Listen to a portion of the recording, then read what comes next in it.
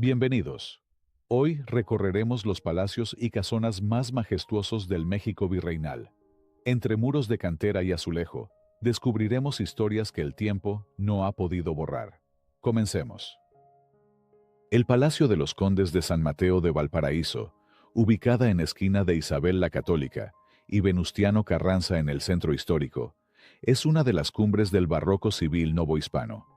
El terreno fue adjudicado por Hernán Cortés, pero fue Juan Cermeño quien construyó una primera casa-fortaleza, con rejas y materiales reaprovechados de estructuras prehispánicas. Esa huella temprana explica por qué la esquina conserva un carácter casi militar en su torreón o chavado. La casa que vemos hoy nace del proyecto encargado por Ana María de la Campa y Cos, condesa de San Mateo de Valparaíso, heredera de una influyente estirpe minera de Zacatecas, y su esposo, Miguel de Berrio y Saldívar, marqués del Jaral de Berrio. En 1769 se concluye la casa, adquiriendo un estilo mexicano con estructura y jambas en cantera de Chiluca, paños de fachada en tezontle rojo y remates con azulejo de Talavera poblana. En la esquina, la hornacina mariana con columnas salomónicas subraya el poder devocional y señorial de la familia. Durante más de un siglo, la residencia permaneció en manos de los descendientes. En 1867, pasó a Clemente Sanz y luego a su hija Dolores Sanz de Lavie, quien la vendió en 1882 para alojar al recién creado Banco Nacional Mexicano. El inmueble fue declarado Monumento Artístico en 1932, reconocimiento temprano que fijó su valor como pieza mayor del patrimonio de la ciudad. Aún con adecuaciones funcionales bancarias, su estructura, patios, arquerías y gran escalera se preservaron. En época moderna, el edificio no solo fue sede bancaria. Desde 1991 alberga el Archivo Histórico de Banamex, con acervos documentales, contables, fotográficos y numismáticos que narran siglo y medio de historia financiera del país. Entre sus piezas, destaca la bóveda con puertas metálicas históricas. En junio de 2019 se inauguró el Foro Valparaíso, proyecto cultural de Citibanamex, que abrió los salones del Palacio al público con exposiciones de la colección del Banco Nacional de México y salas dedicadas a la historia del banco. Casa Palacio de los Condes de Miravalle es una de las residencias civiles virreinales más antiguas que sobreviven en la capital. Su traza original data de fines del siglo XVII y se atribuye al linaje del primer conde de Miravalle, Alonso Dávalos Bracamontes de Ulibarri y de la Cueva, criollo acaudalado y caballero de Santiago. La familia emparentó después con descendientes de Isabel de Moctezuma, detalle que explica el rango y la proyección social de la casa. El inmueble conserva el volumen sobrio característico de la vivienda civil novohispana. Muros de tezontle con cantería enmarcando vanos, entresuelo, balcón corrido sobre el zaguán y hornacina con la Virgen de Guadalupe en el eje de la portada. El conjunto se organiza en torno a patios con arquerías y una escalera de piedra y herrería de gran fuerza escénica. Hoy, parte del recorrido público. En 1846 fue sede del Ateneo Mexicano, asociación literaria de primer orden. Entre 1850 y 1930 funcionó como el Hotel Bazar, célebre por su café a la francesa y habitaciones de lujo. En 1932 fue declarada Monumento Histórico. En 1945, su entonces propietario Francisco Sergio Iturbe encargó al pintor Manuel Rodríguez Lozano el monumental mural, El Holocausto, instalado en el descanso de la escalera, y al escultor Mardonio Magaña, la pieza, Las Comadres, colocada en el mismo ámbito. En 1983, el inmueble fue adquirido por la familia Sandoval Jiménez y restaurado con apoyo del INAH y el INBA, reabriendo en 1988 como centro comercial. Desde 2012, funciona como Hotel Boutique Downtown México, con locales y restaurantes en planta baja en buen estado de conservación. El Palacio del Conde de San Bartolomé de Xala, ubicada en Venustiano Carranza número 73 en el centro histórico, Es una casona virreinal, construida en tan solo un año y medio, en 1964, para don Manuel Rodríguez Sáenz de Pedroso, mercader enriquecido y primer conde de Xala, quien decidió levantar su residencia en la entonces calle de Capuchinas, hoy Venustiano Carranza, frente al convento del mismo nombre. Su autoría se atribuye al maestro mayor Lorenzo Rodríguez, figura clave del barroco novohispano y autor del Sagrario Metropolitano. Construido en muros en tezontle, con cantería de chiluca, encuadrando portadas y balcones, zaguán profundo de carruajes, patios con arquerías y una escalera principal de piedra y hierro que articula el conjunto. Su emplazamiento junto a las Capuchinas generó tensiones documentadas porque, según se dijo, desde los balcones y azoteas se podía observar el coro alto del templo, una disputa habitual en una ciudad densamente conventual como la del siglo XVIII. Desde su conclusión, la Casa de Xala se distinguió por la vida social de sus propietarios, con recepciones que congregaban a la aristocracia virreinal en salones de altos artesonados y galerías que se abrían al patio. Tras la independencia, el inmueble continuó habitado, y como tantas residencias nobles, comenzó a adaptarse a nuevas funciones sin perder su carácter. A principios del siglo XX, aún era reconocible la traza y el diseño de Rodríguez en su frente hacia las Capuchinas, y a lo largo de las décadas siguientes fue subdividido y ocupado por comercios a nivel de calle, con viviendas y oficinas en los niveles superiores. A inicios del XXI, llegó la etapa de restauración profunda y reactivación comercial. Desde 2012 funciona en el corazón del conjunto una sucursal de Sanborns, Condes de Xala, que abrió el edificio al público cotidiano y garantizó mantenimiento periódico, y hasta el día de hoy se conserva en buen estado. El Palacio del Arzobispado se localiza en calle Moneda número 4, en el centro histórico. Se levanta sobre un solar sagrado. En este punto estuvo el templo mexica de Tezcatlipoca, cuyos vestigios quedaron a la vista durante trabajos de rescate, y hoy se pueden observar en ventanas arqueológicas dentro del propio recinto. En 1530, el primer obispo de México, Fray Juan de Zumárraga, adquirió 2 casas contiguas para instalar aquí la sede episcopal. La construcción sufrió graves daños con la inundación de 1629 y fue reparada y ampliada a lo largo del siglo XVII. La gran transformación llegó en el siglo XVIII. El arzobispo Juan Antonio Bizarrón y Eguiarreta mandó reedificarlo por completo. Durante el periodo virreinal, funcionó como residencia oficial del arzobispo y albergó dependencias eclesiásticas, incluida una cárcel.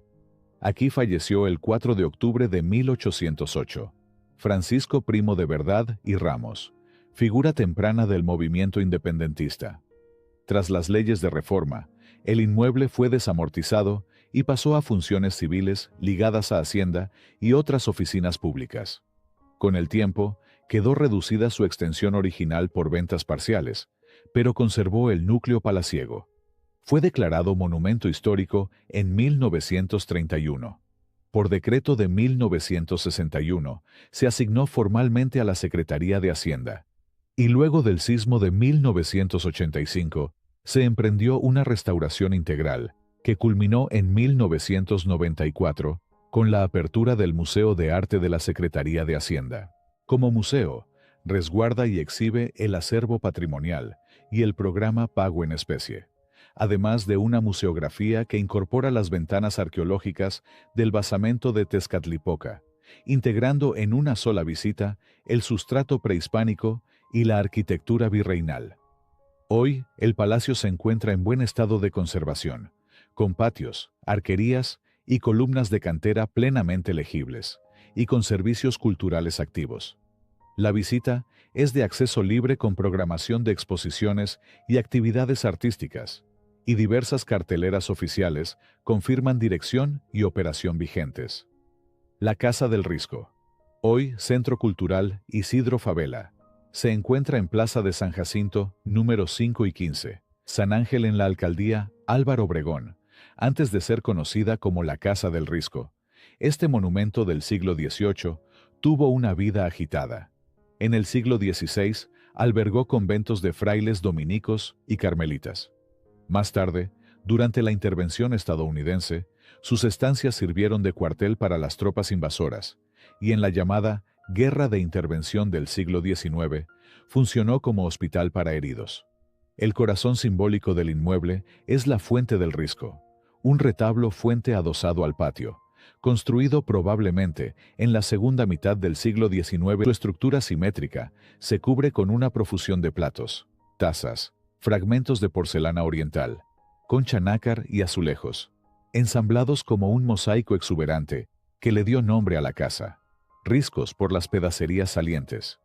Tras periodos de propietarios particulares y usos diversos, la casa entró en su etapa contemporánea, cuando el diplomático, jurista y académico mexiquense Isidro Fabela la compró en 1933. La restauró con su esposa Josefina Eisenman y organizó en ella su notable colección de arte europeo y novohispano, su biblioteca, fototeca y archivo. En 1958, ambos donaron la propiedad y los acervos al pueblo de México, mediante un fideicomiso con el Banco de México, que garantizó su preservación. El 2 de octubre de 1963, en presencia del presidente Adolfo López Mateos, se inauguró formalmente el Centro Cultural Isidro Fabela, abriendo al público el museo y la biblioteca. Desde entonces, el recinto opera como museo de arte colonial y centro cultural. En términos arquitectónicos, el conjunto conserva la organización en dos niveles, en torno a un patio principal y otro posterior hacia el jardín, con corredores y balcones que miran a la plaza. El mirador lateral, reabierto al público en la última etapa museográfica, recupera la lectura escénica de la fachada simétrica y el diálogo con San Jacinto.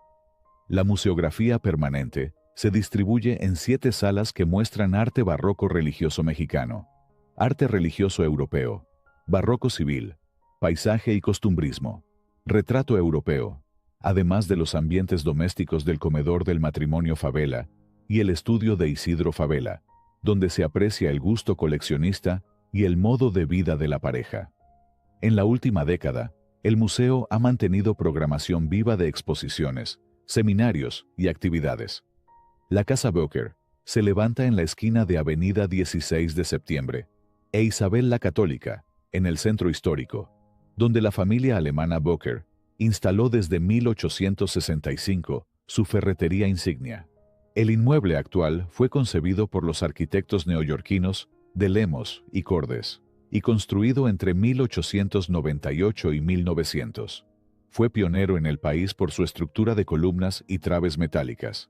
Lo inauguró el presidente Porfirio Díaz. La obra integró materiales importados, como vidrios belgas, mármoles italianos, herrajes estadounidenses y cantera nacional.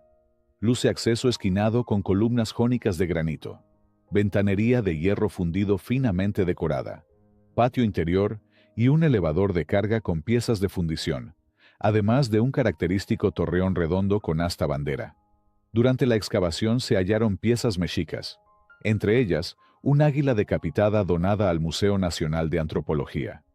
Y a lo largo del siglo XX, el edificio vivió episodios como el incendio de 1975 y la instalación de una sucursal de Sanborns en 1976. Tras 159 años de operación, la ferretería cerró en diciembre de 2024. También, el Sanborns cerró sus puertas a mediados del 2024. Hoy, el local comercial de planta baja está ocupado por una zapatería, mientras el inmueble, catalogado y protegido, conserva su fisonomía porfiriana. La Casa de los Mascarones se alza majestuosa en el número 71 de la Avenida Ribera de San Cosme, en la colonia Santa María, a ribera de la Ciudad de México. Construida en el siglo XVIII, su diseño arquitectónico se inscribe dentro del barroco churrigueresco mexicano. Sus muros exhiben ornamentos exuberantes, mascarones esculpidos y una fachada que cautiva con su equilibrio y riqueza decorativa. La historia de esta casona arranca con José Diego Hurtado de Mendoza, conde del Valle de Orizaba, quien en 1766 ordenó su construcción como casa de campo sobre amplios terrenos que hoy delimitan parte del centro urbano.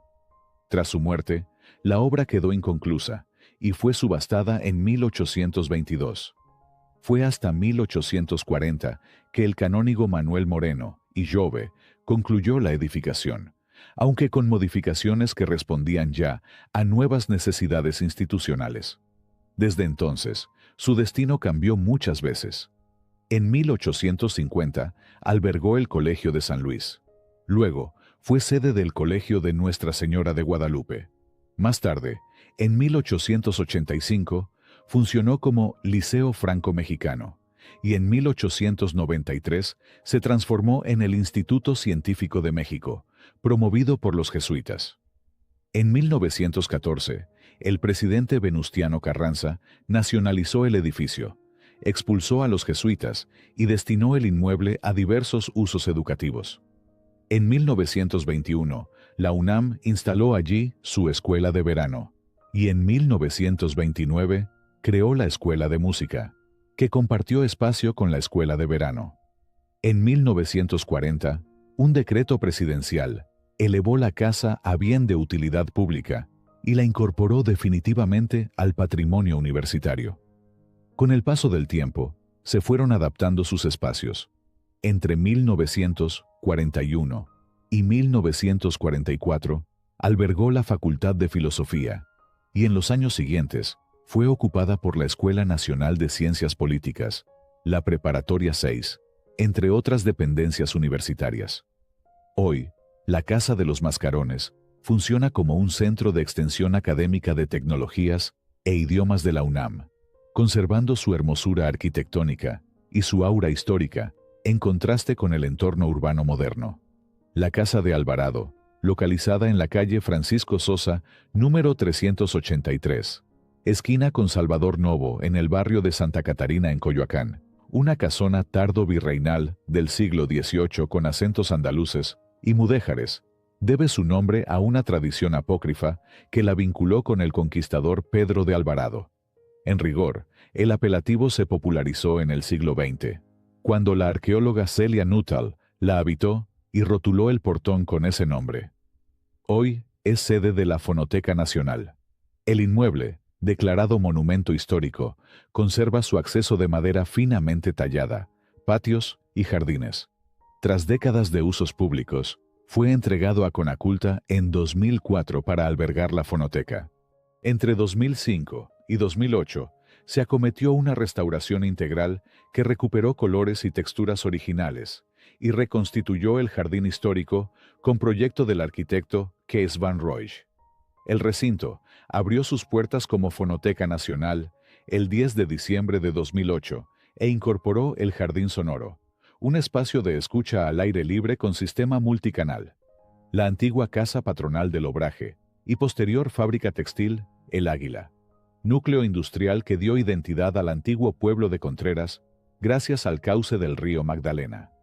La casona, de muros de piedra, ladrillo y tezontle, patio y cruz pétrea, ubicada en Camino Real a Contreras, número 32, funcionó como residencia y administración del complejo fabril. Con el declive de la industria, el inmueble pasó al uso público y desde 1979 opera como Casa de Bellas Artes Juventino Rosas, espacio cultural de talleres y actividades comunitarias. La tradición local sostiene que el compositor Juventino Rosas escribió aquí el vals que lo inmortalizó, originalmente titulado Junto al manantial y rebautizado como Sobre las olas, inspirado por el fluir del agua y el ambiente del molino. Aunque la anécdota no es documentalmente concluyente, forma parte de la memoria viva de Contreras y ha dado nombre al recinto. Hoy, la casa está catalogada como monumento histórico y permanece activa como centro cultural de la demarcación, ejemplo singular de cómo una arquitectura de raíz productiva del siglo XIX se reinterpreta como contenedor de arte y oficios para la comunidad. El Palacio del Conde de Buenavista, hoy sede del Museo Nacional de San Carlos, fue construido entre 1798 y 1805, en un periodo de transición entre el barroco tardío y el naciente estilo neoclásico que empezaba a imponerse en la Nueva España. La obra se atribuye al arquitecto valenciano Manuel Tolsá, el mismo autor del Palacio de Minería y del Palacio del Marqués del Apartado, quien dejó en esta residencia una de sus creaciones más refinadas y equilibradas. El proyecto fue encargado por María Josefa Rodríguez de Pinillos, marquesa de Selva Nevada, con la intención de obsequiárselo a su hijo José Gutiérrez del Rivero, quien ostentaba el título de conde de Buenavista, pero el joven murió prematuramente. Levantado sobre la antigua calzada de Puente de Alvarado, el palacio se distingue por su monumental fachada de cantera gris, sus proporciones armónicas y, sobre todo, por su espectacular patio central de planta elíptica, una rareza dentro de la arquitectura novohispana. Este patio es el corazón del edificio, articulando las galerías, escaleras y habitaciones principales a su alrededor, en un juego de simetría, luz y perspectiva que refleja el ideal racional del neoclásico. Durante el siglo XIX, el palacio fue escenario de diversos episodios de la historia mexicana. Se sabe que el general Antonio López de Santa Anna lo ocupó durante algún tiempo como residencia temporal y que en sus amplios salones se celebraron tertulias y recepciones de la alta sociedad. También sirvió como sede de la primera legación diplomática del Reino Unido en México, entre 1823 y 1827. Y más tarde fue habitado por otras familias nobles, entre ellas los Iturbe, quienes mantuvieron el lugar en buen estado. Con el paso del tiempo, y tras la inestabilidad política del siglo XIX, el inmueble perdió su carácter de residencia aristocrática y fue adaptado a distintos usos. En el siglo XX, albergó oficinas de la Lotería Nacional, instalaciones de la Tabacalera Mexicana y posteriormente la Escuela Nacional Preparatoria número 4. Durante una etapa breve, incluso se pensó en convertirlo en escuela de salud pública, pero la idea se descartó al reconocerse el valor histórico y arquitectónico del conjunto. En 1932 fue declarado monumento histórico, lo que garantizó su conservación y eventual rescate. En la década de 1960, el gobierno decidió destinarlo a un fin cultural. Después de una restauración integral que buscó devolverle su esplendor original, el 12 de junio de 1968 se inauguró oficialmente como Museo Nacional de San Carlos, espacio destinado a resguardar la colección de arte europeo que pertenecía a la antigua Academia de San Carlos. Este acervo abarca obras desde el gótico internacional y el Renacimiento hasta el Romanticismo y el siglo XIX, incluyendo pintura, escultura y grabado. El museo abrió sus puertas bajo la tutela del Instituto Nacional de Bellas Artes y se consolidó como la sede más importante del arte europeo en México. En su vestíbulo principal se instaló un busto de Manuel Tolsá en homenaje al arquitecto que le dio forma, y con el paso del tiempo se realizaron nuevas adaptaciones museográficas para garantizar la preservación tanto del arte como del edificio.